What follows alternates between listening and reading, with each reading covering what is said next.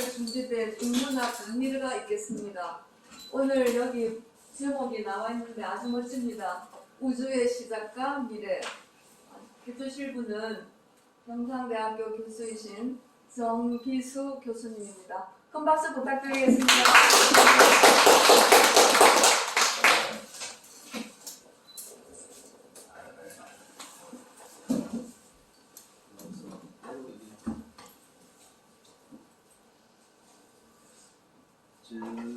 저는 이제 경상대학교 물리학과에 근무하고 있고, 이제 물리학 중에서도 사실은 우주의 시작과 미래하고 관련된 전공은 30년 전에 접었습니다.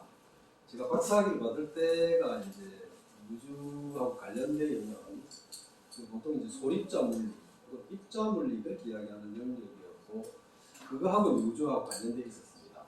30년 전에 제가 접은 것은 이게 이제 돈이 되는 게 아니고, 그렇게 또 학생들한테 뭐 지식에 도움되는 것도 아니고, 그래서 학생들의 취업에 도움되는 응용 쪽으로 꽂히는 바람에 사실 이 우주와 관련된 연구는 한 30년 전에 이미 접고, 그렇지만 이제 그래도 전공을 한 것이라서 계속 그 추이가 어떻게 되는지 따라가고 있었습니다. 그래서 어느 정도는 제가 이해하는 내용이기도 하고 한데, 그래도 워낙 그 내용 자체가 제가 이제 그걸 접은 이유 중에 하나도 사실 굉장히 어려운 분야가 되고, 제가 도저히 뭐 예를 들어서 아인슈타인이 했던 그런 업적들을 다 제가 쫓아가기가 힘들어가지고 그만둔 면도 있었습니다. 그래서 그것을 여기서 다 잘 아시는 분께 이렇게 이제 소개를 하려고 하다 보니까, 이거는 제가 이제 무슨 일을 하는지에 대해서 혹시 또 이해라도 좀 구할 수 있으면 좋겠다, 이렇게 소박한 마음이 들었고요. 또 주제를 이렇게 정하게 된 것은 지금 인문학 강의라고 되어 있는데, 이게 무슨 인문학하고 관련되어 있을까 이렇게 생각할 수도 있겠지만, 사실은 현대의 뭐 사상이라든지 철학이라든지 종교라든지 이런 게 우주가 어떻게 구성되어 있는가하고도 밀접하게 관련되어 있기 때문에 아마 우리 의식 구조하고도 관련되어 있어서 어떻게 보면 물리학에서 가장 인문학스러운 분야다, 이렇게 또 제가 이제 그렇게 생각을 해봤고, 그래서 아마 조금 제가 이런 일반 강의를 사실 거의 해본 적은 없습니다. 학생들 데리고 이제 전문적인 강의를 하다 보니까 이렇게 이제 인문학의 소양을 두고 있는 분들께 이렇게 강의를 곁에 나가는 게 상당히 좀 두렵기도 한데, 어쨌든 우리가 살고 있는 이 공간이 어떻게 되어 있는가 하는 문제이기 때문에 우리가 살아가는 문제하고 본질적으로 관련되어 있다고 그렇게 생각하시고 들어주셨으면 고맙겠습니다. 지금 이제 우주하고 관련돼 가지고 사실은 제일 먼저 제가 이제 소개를 드려야 될 부분이, 물리학이 왜 우주를 이야기하게 됐는가? 물리학이 뭔데 우주하고 관련시켜가지고 우주가 어떻게 태어나고 우주가 앞으로 어떻게 갈 것인가를 알 수 있게 됐는가 하는 이제 그 이해를 먼저 구해야 되는데, 우선 이제 물리학의 그 학문 목표라 그럴 것 같으면 자연이 어떻게 구성되어 있고, 또 자연이 그 구성 물질들 사이에 어떻게 서로 상호작용하는가를 이제 연구하는 쪽입니다. 그래서 자연이 기본적으로 구성되어 있는 그 원리를 밝힌 거기 때문에 그 밝히다 보니까 이 우주까지도 전부 다 이제 아우르게 된 것이죠. 특히 이제 자연의 구성을 따지지만은 그래도 그 규모 면에서는 보통 이제 머리카락보다 더 작은 규모까지, 그리고 이제 머리카락 규모보다 좀 커지게 되면 그게 뭐 다른 화학이라든지 혹은 또 생명하고 관련되면 생명이 과학이 되고 생물이라고 그러죠. 그리고 이제 또 좀 더 커져가지고 태양계쯤 되면 그때부터는 물리가 됩니다. 그래서 물리는 작은 영역으로부터 이제 가장 극단의 큰 영역까지 이제 커버하고, 중간 영역은 다른 학문 분야다, 이렇게 이제 말씀드릴 수 있죠. 그래서 어떻게 보면 자연과학의 가장 기본적인 학문이다, 이렇게 이야기하는데, 혹시 이제 수학이 그렇지 않나라고 이야기할 수도 있는데, 수학은 사실 자연과학이라고 볼 수가 없습니다. 왜냐하면 자연을 관찰하고 자연을 설명하려고 하는 게 아니라 숫자를 가지고 논리를 실어가지고 하는 거기 때문에 자연과학하고도 겹치는 부분이 있지만은, 그래서 이제 물리학 자체가 가장 그래도 인문학에 가장 가까운 성격을 가지고 있는 학문이 되죠. 그래서 과거에는 뭐 뉴턴이라든지 이런 사람들이 전부 철학자이기도 하고 또 물리학자이기도 하고 그렇게 됐었죠. 그래서 이 물리학 자체가 이제 이런 좀 근본적인 걸 다루다 보니까 그게 이제 굉장히 좀 발전이 돼 나오는 그런 특별한 시기를 거치게 됐는데 그게 현대 물리학이라고 하는 20세기 1900년부터 혁명적인 발전이 이루어지게 됐죠. 그게 이제 두 가지로 나눌 수가 있는데 그게 여기 이제 보이는 것처럼 상대성 이론하고 그 다음에 양자 물리학 두 가지. 상대성 이론하고 양자 물리학은 아마 얼핏 여러분들이 그 상대성 이론은 뭐 아인슈타인이 만들었다 하는 걸 들어보셨을 것 같은데 양자 물리학은 잘 듣지를 못하지 않았을까 하는 생각이 듭니다. 그런데 이 두 가지가 우주를 설명하는데 기본적인 이론 체계를 이제 가지고 있습니다. 특히 이제 물리학 자체가 현대 물리학이 이제 20세기에 들어와가지고 핵심적인 발전을 하는 가운데 이 자연을 구성하는 기본적인 알갱이들이 뭔지 하는 것도 다 밝혀졌습니다. 17개가 있는데 지금 19개 정도까지 좀 넓게 보면 19개까지가 자연 전체가 이제 그걸로만 구성되어 있는 거죠. 그래서 겉으로 나타나는 모습은 뭐 여러분들 굉장히 다양한 걸 볼 수 있지만 기본적으로는 이제 12가지와 7가지 합해가지고 19가지 기본적인 물질로 되어 있고 그게 이제 구성은 이런 물질로 되어 있는데 그것들을 이제 지배하는 원리가 상대성 이론하고 양자 물리학이라는 좀 혁명적인 이제 이론 체계가 되죠. 그래서 뭐 이 부분하고 이 상대론하고 양자 물리 구성 입자가 뭔지 그다음에 상대론이 대강 뭔지 또 양자 물리학이 대강 뭔지 하는 걸 조금만 설명을 해드리고 그다음에 우주에 대해서 이야기를 하도록 하겠습니다. 왜냐하면 이 현대 물리학의 여러 가지 내용들은 사실 이제 현대 사상하고도 관련되어 있고 하기 때문에 사회과학이나 혹은 인문과학에서도 상당히 많이 물리학의 그 내용으로서 거론을 하고 있는데 그 중에 우리가 보통 이제 이중성 두 가지의 속성이 이제 이물질계를 설명하는 이제 개념이다 하는 것은 어떻게 보면 동양 사상의 꼭 음양 이론하고도 비슷한 그리고 또 입자하고 반입자가 있다는 개념도 동양의 음과 양이 이제 이 우주를 지배한다는 동양 사상하고도 많이 닮아 있습니다. 어떤 면에서는 또 질량과 에너지가 서로 교환 가능하다는 것은 보통 우리 E = mc라고 하는 거죠. 질량 m이라고 했을 때 거기다 빛의 속도를 곱하면 에너지가 된다는 거죠. 이것은 이제 에너지를 공이라고 본다고 같으면 또 질량을 가지고 있는 물체는 색이라고 본다고 같으면 색즉 시공하고도 관련되어 있다라고 이야기를 많이 합니다. 어떤 면에서는 불교하고 사실 이 물리학의 기본적인 내용들이 상당히 많이 오가락이 되고 겹치는 부분들이 나타나는데 어떤 부처님이라든지 혹은 또 동양 사상을 만든 사람들이 생각만 가지고 실험을 하지 않고 그런 것들을 직관적으로 알아냈다는 것이 사실 어떤 면에서는 굉장히 놀랍다고 볼 수도 있습니다. 그래서 이런 쪽 현대 물리학과 동양 사상이라는 걸 가지고 이제 뭐 책들도 그런 이제 나와 있긴 한데요.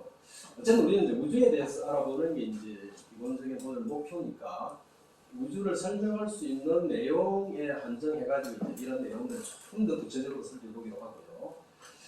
그러면 양자 물리학이라고 하는 것은 작년에 이게 영화 포스터입니다. 작년에 우리나라에서 상영한 영화인데 한 50만 명 정도가 이 영화를 봤습니다. 봤는데 사실 어떻게 보면 망한 영화인데 양자 물리학이라고 이제 이 제목을 달고 있는데 이 양자 물리학에서 있는 특별한 평행우주라는 어떤 그런 개념을 이 영화에 조금 심었다고 합니다. 그런데 사실 이 물리학과 학생들도 양자 물리학을 굉장히 싫어하는 데다가 영화 제목이 이렇게 되니까 아마 그 영화 보고 싶은 사람이 없었을 것 같아요.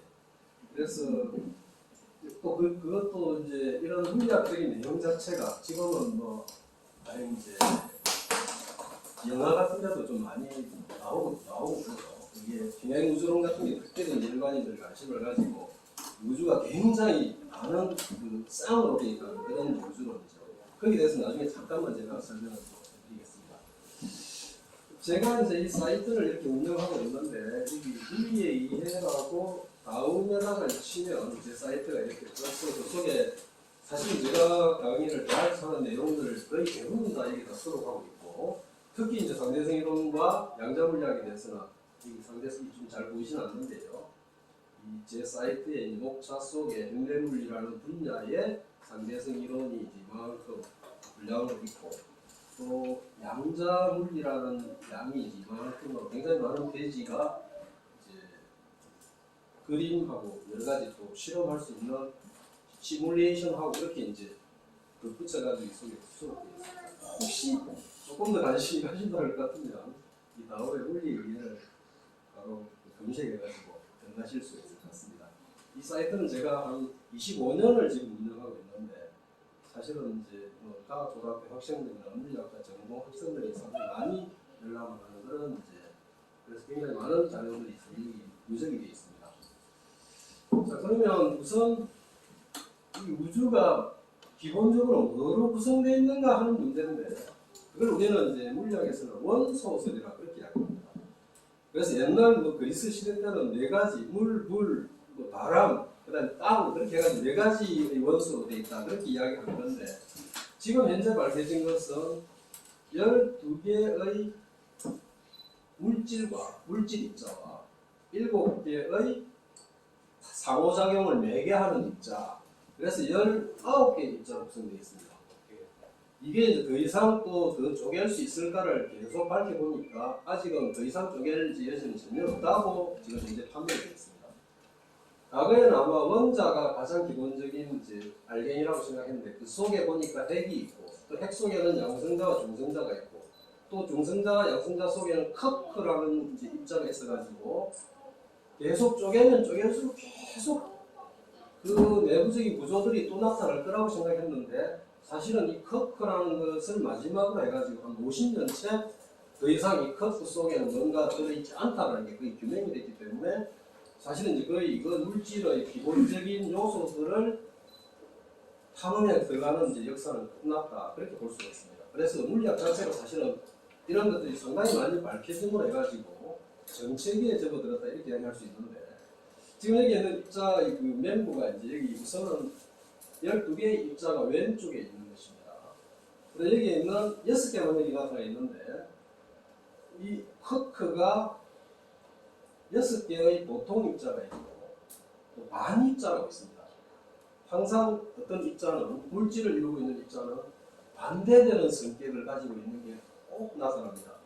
그래서 반입자 중에 아마 여러분들이 아마 특별히 들어본 게 있다 할 것 같으면 페트라 해가지고 양전자 단층 촬영 장치가 있습니다. 양전자라는 건데 양전자는 이게 전자인데 여기 전자가 E라고 표현되어 있죠. 전자는 잘 아실 거고 이게 이제 양전자입니다. 전자의 반대 물질이죠. 그래서 반물질이 있다는 것 자체가 이제 아까도 제가 말씀드렸지만은 자연이 항상 짝으로 존재한다는 것. 그래서 음하고 양의 그런 관계에 있습니다. 그래서 이 반물질 자체가 이렇게 이제 똑같은 개수만큼 있고, 그 다음 여기 이런 물질도 사실은 반물질이 있는데 반물질하고 자기들하고 똑같다라고 이야기하기 때문에 이 개수가 여기서는 6개, 6개, 6개, 6개 이렇게 이제 서로 물질만 가지고 따질 것 같으면 이제 12개가 되고 반물질까지 따지면 또 12개가 나오게 돼서 이까지가 24개가 됩니다. 사실은.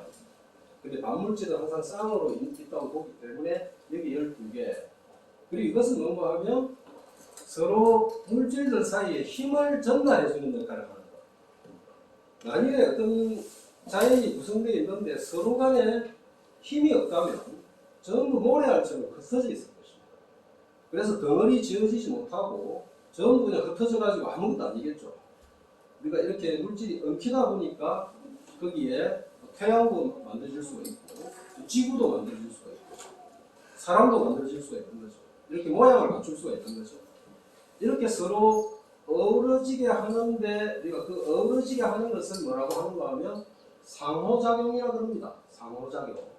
그 상호작용을 전달하는 입자가 이제 4개의 입자를 그러는데 4개의 입자가 특별히 이제 얘들 사이에 서로 엉키게 하는 그런 역할을 하게 되는데 그 중에 이제 우리가 잘 아는 것은 이 빛이 있습니다. 빛.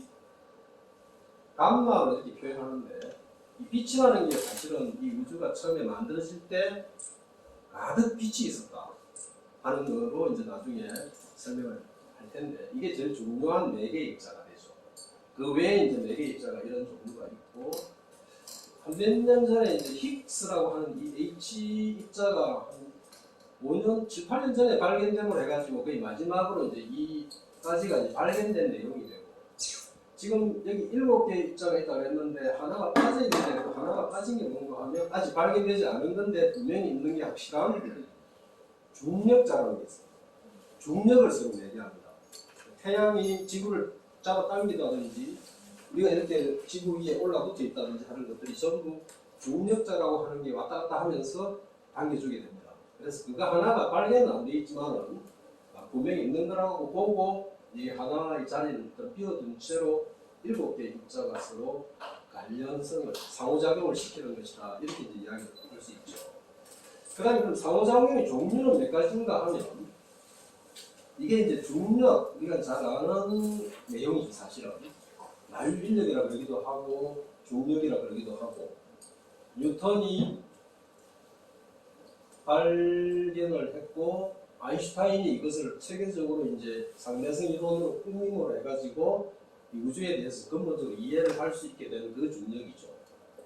그 다음에 뭐 전기력 그러면 플러스하고 마이너스가 서로 당기고 하는 그 정전이력을 생각할 수 있겠고요. 이 자석이 당기는 힘. 그 다음에 나머지 두 개는 우리가 보통 일상생활에서는 겪어볼 수 없는 힘인데 그래서 이렇게 5가지 종류의 힘이 상호작용의 종류인데 전기력하고 자기력은 하나로 정리가 됐습니다. 전자기력이라고 해요. 그리고 전기력이 자기력하고 합쳐서 만들어진 전자기력하고 양력이 또 합쳐졌습니다. 그래서 전자기 양력이라고 합니다. 그리고 그거하고 핵력이 또 합쳐져 가지고 전자기 양력, 핵력이 합쳐진 그 이제 모델을 우리는 표준 모형이라고 해서 지금 현재는 사실 2가지 힘의 성격만 정리된 채로 정리된 채로 남아 있는 거죠. 그리고 마지막으로 이 전체가 하나의 힘으로 통일될 거라고 보고 있고 그 통일되는 쪽으로 나가는 이론을 통일장 이론이라고 하고 그렇게 되고 나면 이 물질을 전부 다 알게 됐고 힘도 완전하게 서로 통일을 시켰기 때문에 물리학의 어떤 그 자연의 구성은 딱 하나의 공식으로 하나의 이론으로 딱 설명이 될 겁니다. 그래서 사실 통일장 이론을 이제 성취하는 것은 물리학자들은 꿈의 이제 그 이론이 완성된 것으로 그렇게 보고 있죠. 그래서 이것을 우리는 최종 이론이라고 그렇게 이야기합니다. 최종 이론이 뭐 50년 내로 이루어질지 아니면 앞으로 그게 완전히 자연의 신비가 완전히 드러나지는 않을 것이라고 보는지 여러 가지 견해가 있는데 어쨌든 물리학자들은 특히 이제 이런 쪽을 연구하는 학자들은 마지막 궁극 이론까지도 알아내서 이 자연의 원리를 전부 이해하고 싶어 합니다.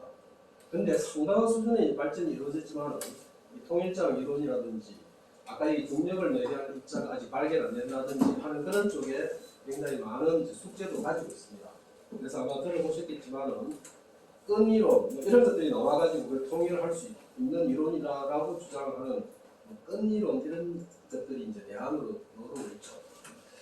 자, 그러면 이제 아까 물질의 종류는 알았으니까 이제 그 물질의 종류들이 서로 어떤 원리에 의해 가지고 서로 상호작용했을 때 그 물질은 어떻게 변화되는가 하는 것을 따지는 기본적인 원리라고 할 수 있겠죠.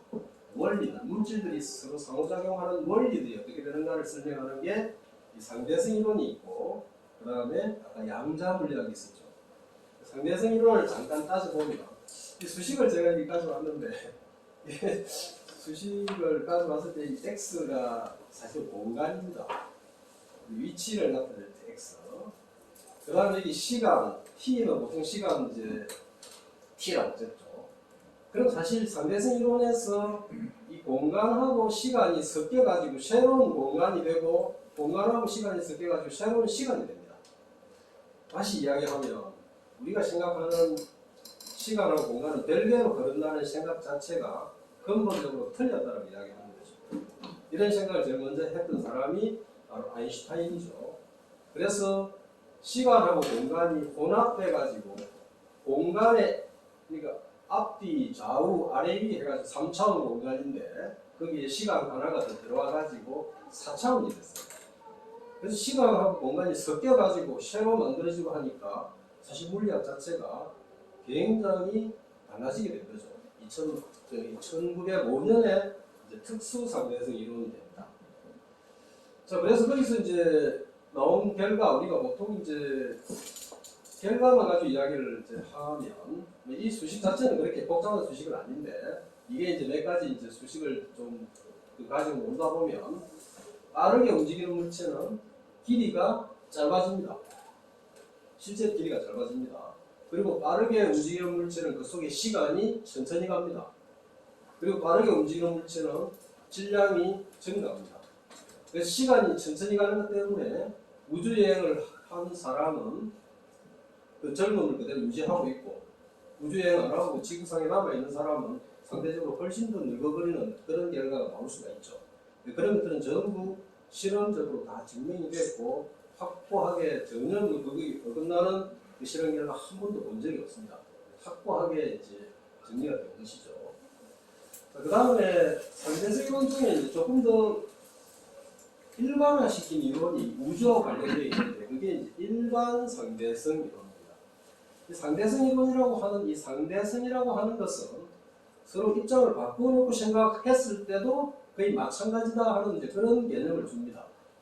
그러니까 서로 입장을 바꿔 놓았을 때도 물리 법칙은 그대로 성립한다. 서로 입장을 바꿔서 보더라도 빛의 속도는 항상 일정하다. 그 두 가지 이제 확고한 그 사실을 기반으로 해가지고 일반 상대성 이론하고 앞서 이제 제가 잠깐 설명했던 특수 상대성 이론이 나왔는데, 사실 일반 상대성 이론을 설명하는 공식은 딱 이거 하나입니다. 이걸 우리가 장방정식 이렇게 이야기하는데, 이 공간이 왜곡된 말이에요. 지금 이 공간을 왜곡시킨 그림을 상징적으로 여기서 이제 보여드리고 있는데요. 이 그림은 이 가운데 어떤 무거운 물체가 있어가지고 주변의 공간을 왜곡시켰습니다.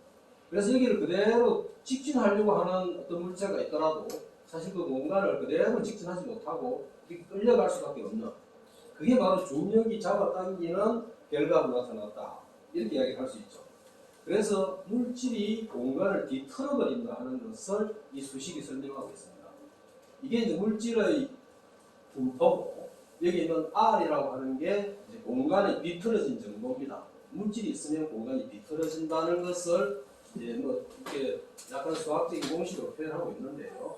이게 이제 1915년에 아인슈타인이 이것을 혼자서 거의 해내서 이것이 이제 우주를 설명하는데 이제 아주 결정적인 공식으로 이제 쓰이게 됐죠. 자, 이 그림은 공간이 이렇게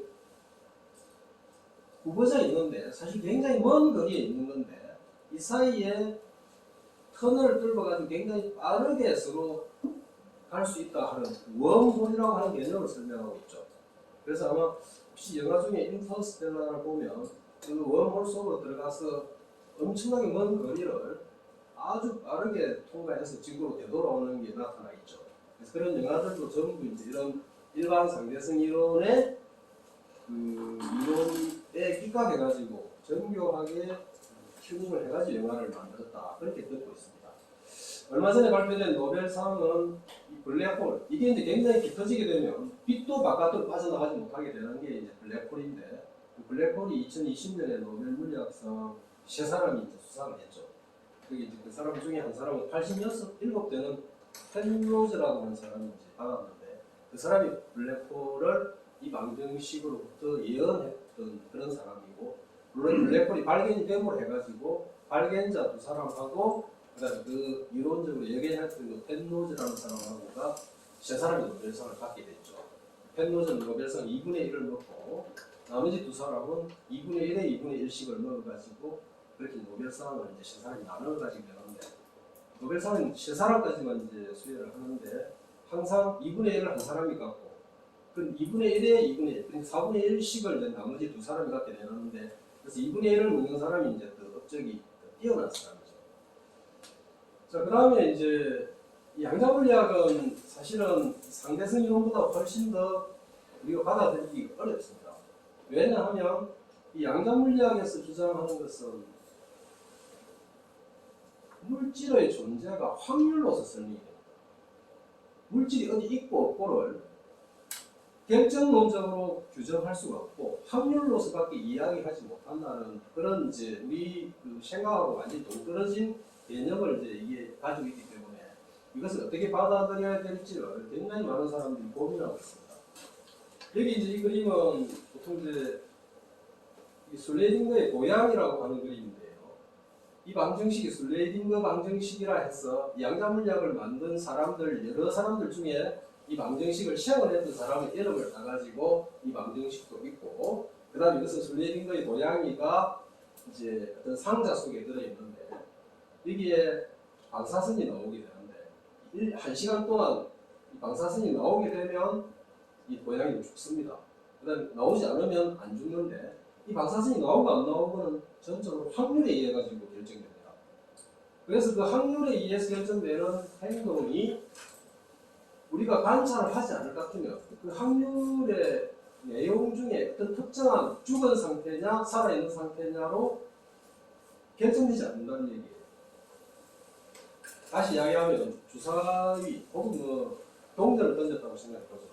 동전을 던지면 윗면이 나올 확률이 2분의 1이고 아래면이 나올 확률이 또 2분의 1이죠. 그럼 내가 그걸 보면 2분의 1 확률로 위 아니면 아래로 분명히 나온다는 얘기인데, 아무도 보지 않는다는 것 같으면, 아무것도 그것을 관찰할 주체자가 없다면, 그것은 2분의 1이 나온 위쪽이나 2분의 1이 나올 아래쪽이나 둘 다 공존하고 있다는 얘기입니다. 융합된 상태로 있다, 그렇게 이야기하죠. 그래서 그게 이제 우리가 굉장히 이해하기가 좀 어려운 부분이고, 저도 사실 마음으로는 이걸 이해하기가, 마음속으로 받아들이기는 좀 어렵습니다. 수식적으로는 전개를 하고, 풀이도 하고, 여러 가지 이야기를 하지만, 그래서 아인슈타인은 이 양자물리학을 끝까지 죽을 때까지 거부를 했죠. 확률로서 이 세상의 일을 설명한다는 것 자체가 말이 되지 않는다. 그리고 거의 양자역학에 나오고 한 20년 동안 아인슈타인은 이 양자물리학을 거부하면서 반대하면서 살았습니다. 그런데 지금 현재 수준에서 보면 양자물리학은 확실하게 정설로 거의 규명이 되어 있습니다. 그래서 여기에 대해서는 전혀 지금 현재 회의를 가지고 있지는 않죠. 그래서 거기에서 이제 이런 특정한 한 상태로 나눠진다는 게 도대체 어떤 이야기냐 하는 것을 설명하기 위해서 평행우주론이 나와가지고 이 우리가 존재하는 이 우주 하나의 실험이 이루어지고 나서 특별히 고양이가 죽은 세상과 고양이가 살아있는 세상으로 우주가 분기를 한다고 이제 주장을 하는 그런 물리학자들이 거의 한 3분의 2 정도 됩니다. 그래서 굉장히 많은 우주가 겹쳐 있는 것으로 그렇게 이 양자역학을 설명하려고 그러죠. 설명할 방법이 별로 없어가지고. 자, 그럼 이제 이것들이 이제 우주론에서 어떤 영향을 미치는가를 이제 결국 우주에 대한 이야기를 조금 더 하면서 설명을 해보겠습니다. 이게 제가 가지고 있는 사이트에 있는 실험 양자역학을 이제 여러분들께 동적으로 보여드리려고 하는 그 프로그램인데 여기서 마침 돌아가지 않아가지고 사이트에 들어가면 돌아가는 걸 볼 수가 있는데, 그럼 이제 우주에 대한 이야기 쪽으로 들어가도록 하겠습니다. 알고 있는 우주가 어떤 건지를 먼저 교정을 해보죠. 여기서 이제 우주라고 할 것 같으면 우리가 인지할 수 있는 범위까지만을 이야기합니다. 우주, 유니버스 그렇게 이야기하죠. 그래서 그것의 반경은 우주는 이제 이렇게 생긴 것은 이건 우주가 아니고 은하라고 그러죠. 은하. 이 우주 속에는 은하가 10 곱하기 10의 12승 이렇게 되어 있는데 이 0이 12개부터 있다는 얘기죠. 그래서 아마 이런 숫자 표시 아마 조금 생소하실 텐데, 이렇게 10의 12승 그럴 것 같으면 우리가 보통 테라가 그죠. 테라. 10의 12승 테라죠. 공이 12개 붙어 있고. 테라 맞죠? 예? 내가 그러면 이제 공이 6개 붙어 있는 거고, 기가 그러면 9개 붙어 있는 거고, 또 테라 그러면 12개 붙는 거죠. 공이 12개 붙는 건데, 이 은하가 10의 12승 개가 있는 게 우리 우주입니다. 그래서 이게 하나의 은하죠. 은하 속에 이제 좀 별부리 쪽에, 규시에서 포도선한 쪽에 이 태양계가 있죠. 아마 이 정도 있을 거로 생각되는데, 그럼 태양계에서 우리가 속하는 은하가 이제 은하수라는 형태로 주로 이제 진하게 보이죠. 은하수가 이제 우리 지구 주변을 이렇게 빙 감싸고 있는데 이 테두리가 이제 결국 보이는 거죠. 어느 계절이든지 항상 그 하늘의 중심에 은하계가 보이도록 되어 있죠. 그래서 우리의 은하 같은 게 이렇게 1테라까지 있는 게 우리가 아는 우주입니다. 그 속에 별이 몇 개 있는가 하면 은하 하나당 또 이만큼 개의 별이 있어가지고 이 우주 속에는 10의 24승계의 별이 있는 걸로 그렇게 지금 알려져 있는데 이건 확실하지 않죠. 아직은 뭐 10의 27승계까지도 크게 보는 경우도 있더라고요. 반경이 이제 465억 광년이라고 하는데 이 반경은 우리가 볼 수 있는 범위까지만을 이야기할 수밖에 없습니다. 우리가 볼 수 있는 우리 우주의 끝 부분이 이제 465억 년 전에 출발했던 빛이 지금 도착할 수 있는 정도의 거리가 됩니다. 그래서 빛이 465억 년 동안 달린 거리에 해당하는 만큼 이제 큰 크기를 우주가 가지고 있는 거죠. 자, 그럼 이제 그 속에 들어있는 기본적인 아까 제가 컵하고 전자가 이제 중요한 입자라고 했는데 물질 입자가 몇 개가 있는가 하면 10의 80승계가 있어요. 이게 지금 80승을 3 곱하기 10의 80승을 동을 80개를 이렇게 적어가지고 일일이 채워 넣었는데요. 우리가 이제 이렇게 수를 큰 숫자를 세는데 사실 익숙하지 않기 때문에 이게 우리나라에서 물갱 같은 데서 쓰는 것을 우리가 좀 정리를 해봤는데 보통 아마 들어보신 것 중에 무량대수라고 하면 들어보셨을 거예요. 물갱에 나오죠. 무량대수 그러면 엄청나게 큰 무한대의 숫자하고 비슷하지만 그게 이제 해보니까 10의 68개의 그 0이 붙어 있는 겁니다.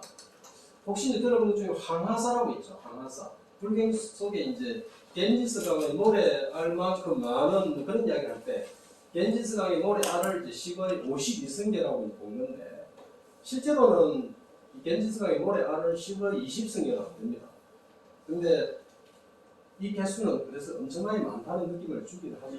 10의 80승계 그러면 굉장히 많은 입자들로 되어 있지만 나중에 우주의 크기보다 더 큰 우주가 포함되어 있는 전체의 다른 우주까지 다 포함한 반경을 우리가 생각해 볼 것 같으면 이 숫자보다도 훨씬 더 초과한다는 걸 나중에 보게 됩니다. 그래서 그 부분을 강조하기 위해서 10의 80승계를 제가 여기다 이렇게 본 거죠. 그 다음에 한 가지 이제 결정적으로 중요한 사실이 뭔가 하면 지금 현재 우주는 팽창하고 있습니다. 얼마만큼 속도로 팽창하고 있는가 하면 자, 초속 70km 그러니까 초속 70km인데 얼마만큼 멀리 떨어져 있는 놈이 그렇다는 말이고 하면 1메가파섹만큼 떨어져 있는 놈이 초속 70km로 운동한다 이렇게 됩니다. 자, 이걸 제가 이제 환산해 보니까 태양하고 지구 사이의 거리의 범위에서는 한 0.3 미크론 1초에 0.3 미크론씩 서로 멀어지는 정도로 팽창을 하고 되는데 이 그림이 팽창하는 그림이죠.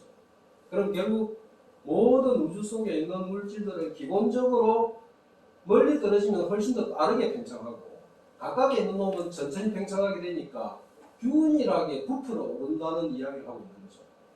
그대로 이렇게 부풀어 오른다 이렇게 생각하면 되는데 그 팽창하는 게 밝혀짐으로 해가지고 시간을 거꾸로 돌려보니까 한 점에서 출발할 수밖에 없다는 게 결정적인 이제 우주가 탄생하는 것을 밝혀낸 계기가 되는 거죠. 처음에 1915년에 아인슈타인이 일반 상대성 이론을 이제 제창했을 때는 우주가 끝없이 정적이라고 생각했어요.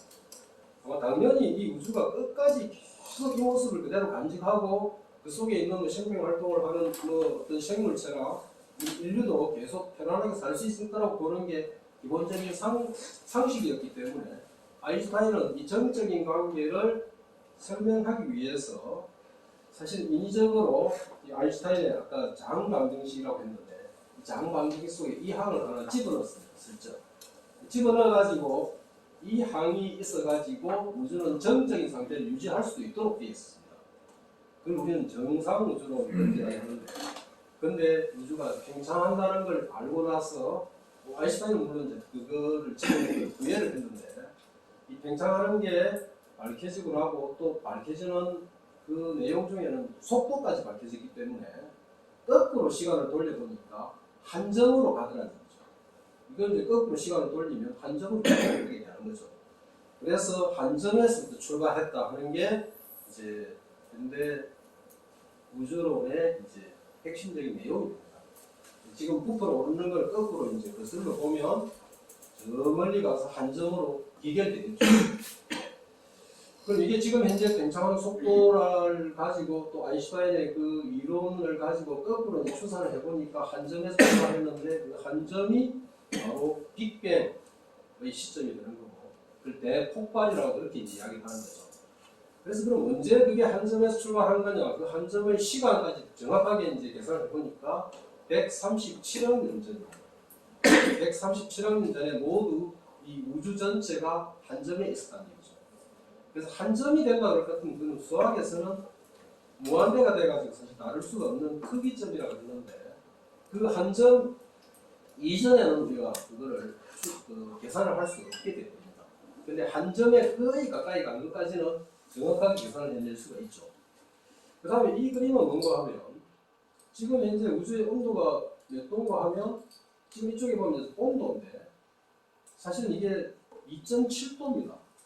2.7K, 켈빈 온도, 절대 온도는 2.7도이기 때문에 마이너스 273도에서 플러스 2.7 그렇게 되니까 마이너스 한 270도쯤 되는 거죠. 섭씨로 하면. 그런데 우리가 잘 아는 것처럼 압축이 되면 거꾸로 가면 압축되는 거죠. 온도가 올라갑니다.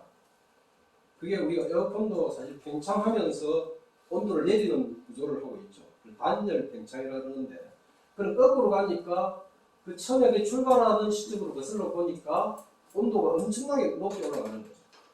그렇게 이제 해석해 보니까 온도가 올라가는 옛날 시점에는 우리를 이루고 있는 이 물질들이 전부 그냥 서로가 분리된 채로 막 혼재되어 있는 그런 상황으로 가고, 더 온도로 올라가니까 모든 입자들이 기본적인 커크라든지 이런 것들로 다 분해되고, 그 다음에 더 온도를 거슬러 올라가 보니까 그런 것들이 전부 빛으로 바뀐다. 그래서 광자라고 하는 빛의 입자의 형태로 바뀐다는 걸 거꾸로 계산할 수가 있었죠. 그래서 처음에 이제 빅뱅이 처음에 시작되고 나서 그 상태는 오로지 이제 빛만이 충만한 어떤 그런 상태, 그런 상태가 이제 된 걸로 이제 보고 이 거꾸로 계산을 하는 이제 그런 결과들을 여기 보여주고 있는데요. 처음에 이제 한 점에서부터 대폭발이 이루어지고, 대폭발이라 그러는데 이걸 이제 빅뱅이라고 쓰는데, 이 뱅이라는 게 폭발의 의미를 원래 가지고 있는 것은 아닌데 빵 하는 그런 이제 의성에 가까운 이름이죠. 근데 점점 이제 이렇게 팽창해가지고 마지막에 지금 현재의 우주의 모습까지 왔다 하는 것을 이 시간이 이쪽으로 흐르고 있습니다. 한 점에서부터 점점 커져가지고 우주의 범위가 이렇게 커져가는 걸 보여주고 있죠. 우리가 물론 지금 현재의 관측 내용으로부터 거꾸로 거슬러 올라가가지고 한 점부터 출발하는 형태를 이제 설명할 수 있게 된 거죠. 자, 그렇게 이제 대폭발이 이루어진 것까지는 제가 이제 이 공부를 할 때는 그때 있었는데, 제가 이제 공부를 그만두고 나서 다시 혁명적인 이론이 이제 나타났습니다. 그게 바로 뭔가 하면, 아마 여기 이제 들으시는 분들도 빅뱅이라는 이야기는 많이 들어보셨을 것 같고, 한 점에서부터 마치 이제 광자이고 혼재된 상태에서 모든 물질들이 이루어졌다, 분화돼 나왔다는 걸 잘 알고 계실 텐데, 한 25년쯤 전에 이제 새로운 이론이 거기 들어갔는데, 그게 바로 무슨 이론인가 하면 극팽창 이론이라고 하는 게 이제 추가됐습니다. 그럼 우리는 이제 영어는 인플레이션, 우리가 보통 이제 인플레이션 그러면 통화 가치가 갑자기 엄청나게 낮아질 때 인플레가 일어났다, 그렇게 이야기하는 그 인플레이션이죠.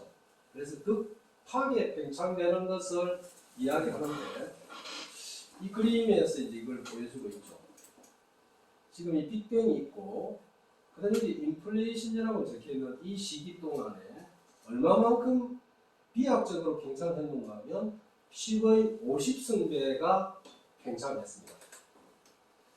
여기 이제 이 그림은 빅뱅이 이루어지고 나서 빛의 혼재된 에너지만 있는 상태에서 어떻게 물질들이 만들어지는가 하는 것을 보여주는 그런 상징적인 그림이죠.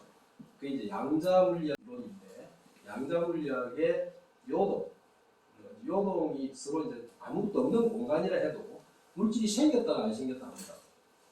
계속 물질이 생겼다 안 생겼다 하면서 급기야 실제 물질로 이제 환원되는 그런 순간이 이제 양자 요동이라고 하는 순간이 여기 이 지점에서 이제 물질을 만들어내기 시작합니다. 근데 그 만들어내기 시작하는 그 시점부터 갑자기 급하게 팽창을 엄청난 비율로 해버려요. 이런 일이 벌어져가지고 우리가 그 이전에 생각했던 우주보다 그 규모가 10의 50승배가 더 커졌습니다.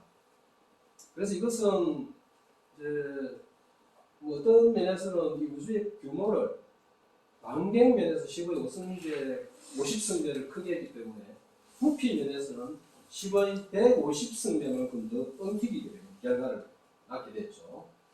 자, 여기서 이 단계별로 물질이 어떻게 분화되고 물질 속에서 원자가 만들어지고 원자 속에서 또 어떤 분자들이 만들어지고 하는 단계들이 나타나 있고, 그리고 이제 물론 지금 현재의 이제 시점에서 조금 한 몇만 년 정도 생명이 나타난 게 우리 그 지구에서 생명이 나타난 것은 한 4, 5만 년 전이니까 굉장히 짧은 순간에 이제 태양계 속에 있는 지구가 이제 생명을 풍기 시작한 거죠. 태양계가 만들어진 거는 한 50억 년 됐습니다. 태양은 앞으로 한 100억 년 정도 더 불타다가 이제 사라지게 되죠. 그런 스케일을 생각하면 여기서 여기까지가 137억 년이라고 하는, 여기도 138억 년이라고 나와 있네요. 그런 시기인데 이 급팽창이 일어나는 그 시기가 언젠가 하면 그림을 조금 제가 다시 정리하는 그림을 그렸는데, 여기 대폭발의 시점입니다.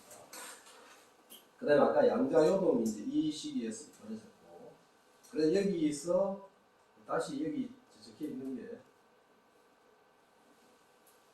지금 이게 이 시간이 언제 급팽창이 이루어지는가 하면 10의 마이너스 36승 초 대폭발이 있고 난 시점으로부터 1초가 안 되는 1 나누기 1하고 공이 36개 붙는 정도의 그 작은 시간 지나고 나서 그 팽창이 이루어져가지고 10의 마이너스 34승 초에 이제 팽창이 끝났습니다. 그때 여기서 이것은 우주의 규모가 사실 10의 마이너스 25승이었는데 10의 플러스 25승으로 바뀌었습니다. 그 이전에 제가 공부할 때까지 그 팽창이라는 이론이 없을 때까지는 사실 이렇게 해서 현재의 우주가 만들어졌다라고 봤는데, 이 우주가 만들어진 행태를 놓고 어떤 질문을 하게 되는가 하면, 이 우주의 지금 현재의 우주가 이만큼입니다. 우리가 보고 있을 수 있는, 우리가 느낄 수 있는 범위를 현재의 우주라고 칭한다고 했죠. 그럼 이것의 우주의 반경이 아까 465 광년이라고 했습니다. 즉 이것은 137억 년 동안 빛이 달려왔는데 사실 팽창을 하다 보니까 우리가 조금 더 넓게 보게 되는 겁니다. 처음에 그 대폭발이 이루어지고 빅뱅이 이루어지고 나서 137억 년 동안 빛이 달려온 것만 우리가 봐야 되는데, 실제 얘가 공간 자체가 부풀어 오르다 보니까 우리가 좀 더 멀리까지 볼 수 있어가지고 이까지가 우리 현대의 우주라고 보는 것이죠. 근데 이 우주의 예를 들어서 이야기를 하면 위쪽 끝하고 아래쪽 끝이 우리가 봤을 때 거의 똑같습니다. 그게 이제 우주가 이렇게 균일하게 전체가 되어 있을 수 있느냐 하는 문제를 이제 설명하는 가운데 그 팽창 이론이 이제 제창이 되고, 여러 가지 우주에서 발견할 수 있는 어떤 근거들을 다 완벽하게 설명하기 때문에 지금 현재 이 팽창 이론을 회의를 가지고 있는 사람은 거의 없습니다. 무슨 말이냐 하면, 우리가 이 가운데에 있는데 우주의 범위가 이 정도의 반경을 가지고 있는데 이쪽 끝하고 이쪽 끝이 거의 똑같다는 얘기죠. 그럼 이쪽 끝하고 이쪽 끝이 서로가 교감을 했다는 얘기입니다. 서로가 빛의 속도로 달려갈 수 없는 멍들인데도 불구하고 똑같이 서로 균일하게 섞여 있다는 얘기는 원래 굉장히 작은 부분에서 서로 섞여 있다가 갑자기 뻥 튀겨지는 바람에 이것이 이제 지금 현재는 서로가 상호작용을 하지 않지만 그 이전에 상호작용을 했기 때문에 그 팽창 이론이 정확하다라고 이제 주장하게 된 근거 중에 하나가 되죠. 그리고 우리는 이제 이 우주 자체가 굉장히 균일하게 주어져 있다는 것을 이제 측정하고 나서 그걸 설명하기 위한 이론이겠죠. 그래서 지금 현재 확실한 건 우리가 볼 수 없는 우주지만은 우리가 알고 있는 우주보다도 반경면에서 10의 50승계 더 큰 크기를 가지고 있다는 게 확실하죠. 그래서 10의 50승계 정도 되는 반경이니까 이 속에 부피를 생각하면 10의 150승계 따라서 이제 이만큼 정도의 우주가 또 있다는 얘기가 되죠. 그러니까 우리가 알고 있는 이 우주를 그대로 10의 150승계를 겹친 상태만큼 더 큰 범위가 있다는 얘기죠. 그건 우리가 우주라고 하진 않습니다. 볼 수 없기 때문에. 그리고 그건 우리가 결코 볼 수 없기 때문에 그게 있다는 것 자체를 실질로 증명할 수는 없습니다. 할 수도 없고 볼 수도 없고 우리한테 어떤 영향을 줄 수도 없고. 왜냐하면 빛의 속도보다 더 빠르게 영향을 미칠 수 있는 방법은 전혀 없습니다. 그래서 우리하고 전혀 무관한 존재가 10의 150승계가 사실 있는 셈이죠. 자, 그러면 이제 지금 현재 이 그림을 한번 보시면 이게 이제 시간이 이렇게 착착착 흘러가고 있고요. 이것도 좀 더 정교한 그림인데 시간이 이렇게 흘러가고 있고 지금 현재 여기 보면 이 색깔로 그려져 있는 그림이 이렇게 가고 있습니다. 색깔이 4개가 조금 다른데요. 지금 현재 우리가 이제 관찰하는 사실은 우주가 어떻게 팽창이 돼 나가는가 하면 지금 현재의 팽창 속도는 아까도 제가 관찰한 사실로서 제가 설명을 해드렸죠. 이만큼으로 뻥튀겨지고 있는데 이게 점점 더 속도가 빨라진다는 걸 이제 거의 실증했습니다. 그것도 사실 제가 이제 이 연구에 관련된 것을 그만두고 난 이후에 불과 한 10년 정도의 규명이 됐는데 이 우주가 계속 더 팽창을 해서 마지막으로는 완전히 그냥 연기처럼 사라진 너무 다 멀어져 가지고 그래서 우주는 다시 되돌아오지 않는 것으로 그렇게 거의 판명이 됐습니다. 사실은 예전에는 이 우주가 점점 좀 더 시간이 흐르면 다시 되돌아와서 한점으로 다시 기계될 거라고 생각을 많은 사람들이 했습니다. 그것은 왜 그런가 하면 위로 이렇게 던진 물체가 무조건 다시 중력에 의해서 다시 되돌아오게 되어 있습니다. 좀 더 심하게 던지면 한참 있다 되돌아오게 되죠. 훨씬 더 빠르게 던져버리면 한 초속 11km 정도 던져버리면 지구를 완전히 벗어나 버립니다. 근데 마치 더 벗어나게 던져진 물체인 것처럼 되돌아오지 않는 길을 가고 있다는 얘기죠. 그래서 이게 한 10년 전에 이렇게 이제 더 점점 빨라지는 모습을 이 그림으로 보여주고 있는데 사실 이게 아직은 이게 더 빨라지고 있는지 더 느려지고 있는지를 사실은 측정한다는 게 그렇게 쉬운 일이 아니죠. 왜냐하면 여기서 여기까지는 137억 년입니다. 근데 우리가 지금 이런 연구를 시작한 지가 한 4, 50년 된다고 할 것 같으면 4, 50년이라는 짧은 시간 동안 어떻게 순간순간 변하는 것들을 다 쫓아가가지고 그것이 가속인지 감속인지 하는 것을 판별하는 것은 무지무지하게 어려운 일이라는 걸 눈치챌 수가 있죠. 그렇지만 다른 방법으로 그런 가속이 되는지 감속이 되는지는 측정할 수 있는 방법이 있어가지고 사실 약간 가속되는 게 확실하다라고 주장합니다. 자, 이 그림은 그냥 가면 갈수록 점점 좀 느려지기는 하되 되돌아오지는 않는 상황입니다. 자, 이게 이제 되돌아오는 건데 이 되돌아오는 그 시나리오가 아직 남아 있습니다. 남아 있기 때문에 사실은 이게 되돌아오지 않으면 너무나 허무할 것 같은 느낌이 들어가지고 사실 저는 이제 되돌아오는 스토리가 다시 이제 어떤 증거로 나타날 것이라고 사실 진심으로 좀 믿고 있습니다. 왜냐하면 이게 불교의 윤회 사상하고 상당히 닮아 있고 이 우주가 너무 끝까지 그냥 뻥 튀겨져가지고 완전히 사라져 버린다고 할 것 같으면 너무 허무한 일이라서 그래서 이제 어떤 물리학자들은 다시 되돌아와가지고 대함몰이 되는 어떤 시기가 있다고 주장하는 경우도 있는데 지금 이것 사이에는 아직 정확하게 우리가 지금 현재의 증거는 더 이상 빨라지고 있는 것은 거의 확실하긴 하지만 어떤 계기에 의해 가지고 되돌아올 수 있다라고 이제 희망을 가지고 있는 그런 물리학자들도 많이 있는 것 같습니다.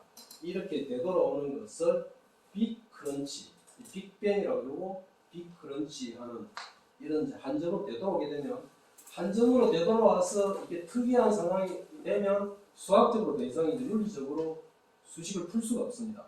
이후에 어떻게 되는지는 모르는데 모든 것이 이렇게 모여들었다가 다시 반대로 가게 되면 그게 다시 폭발이 되기 때문에 다시 여기서 이렇게 계속 거듭될 거라고 이제 보는 경우가 이제 이 경우에 해당하는 게 되는 것이죠. 그렇지만 어쨌든 상당히 오랜 시간 동안은 부풀어 오를 것은 확실하고 그 부풀어 오르게 될 것 같으면 우주의 크기는 아까 그 크기보다 몇 천 배 더 커지고 물질들 사이에 서로 거리도 멀어지고 그렇게 하면서 거의 뭐 어떤 생명체 같은 것도 존재하지 못하는 그런 시기가 이제 지나가게 되는 거죠.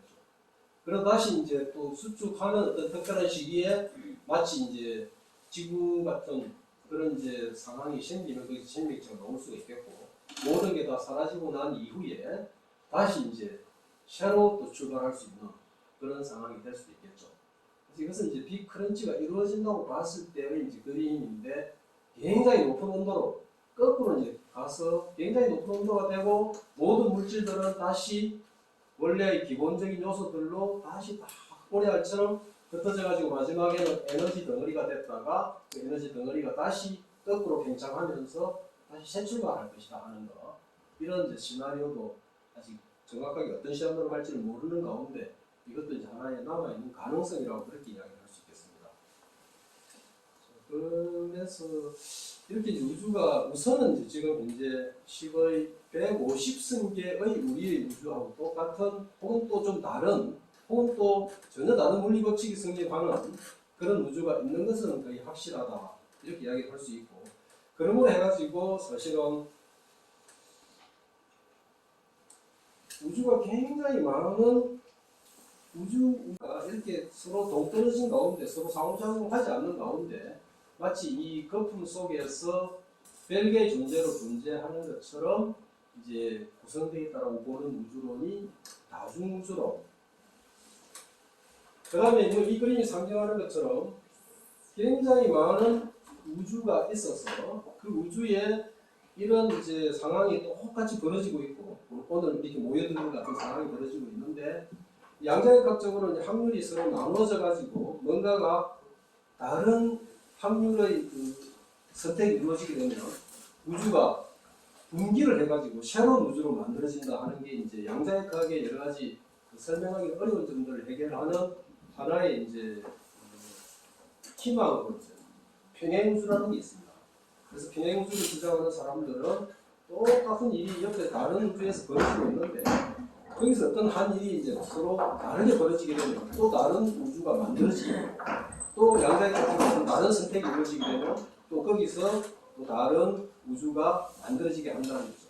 그래서 이런 이제 다중우주론이라든지 평행우주론이 지금 현재 상당히 SF 소설이라든지 혹은 영화라든지 그런 데서 많이 나오고 있는데 아까도 이야기했지만 이런 우주가 끝없이 존재한다고 믿는 사람이 이제 통계상 보니까 한 3분의 1 이상을 이런 쪽을 연구하는 물리학자들 3분의 1 이상을 차지한다고 이야기합니다. 이렇게 되는 그 근거도 아까 극팽창에서 10의 150승계의 우주가 갑자기 나타났기 때문에 그 150승계라는 어마어마한 숫자 속에는 온갖 가능성이 다 열려있다 이렇게 이야기하는 거죠. 그 속에는 마치 우리하고 똑같은 상황이 거기서 이루어지고 있고 그 타임머신을 타고 가가지고 과거로 돌아가게 되면 다른 우주를 타고 가는 것으로 그렇게 이제 보통 설명하기도 하지만 다른 우주의 존재 자체를 결코 직접적으로 증명할 수 없기 때문에 사실 이것은 물리학의 어떤 그 연구 영역 바깥이라고 볼 수도 있겠습니다. 자, 그러면 이것으로 제가 이 우주의 탄생과 우주의 운명이라고 할 수 있는데 그 이야기를 대강 그냥 이렇게 정리하도록 하겠습니다. 수고하셨습니다.